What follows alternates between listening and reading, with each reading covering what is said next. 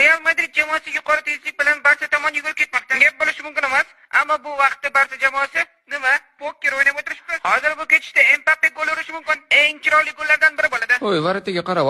Yarama. Mbappe barcha kuchlarini jamlagan holatda varataga gol urmoqchi. Va varataga to'pni tepoqchi bo'lgan paytda Barsa kelib tepib yubordi. Ko'p to'p yuqori tezlik bilan uzoqqa kelib tushdi va Quyonjon yana pokerga qaytdi. Buni ko'rgan Mbappe yana uzoqqa borishga to'g'ri keldi. Real Madrid jamoasi to'p tomon harakat qila boshladi va bu holatni soat 2-3 da kuzatayotgan o'zbeklar hech qanday natija bo'lmasligini bilib uxlab olishdi. Bu holatda Barsaning muxlislari ham uxlayotgan edi. Ayrimlar esa UFC'ni tomosha qilgani ketishdi. Hoy, kamerachi, meni oling.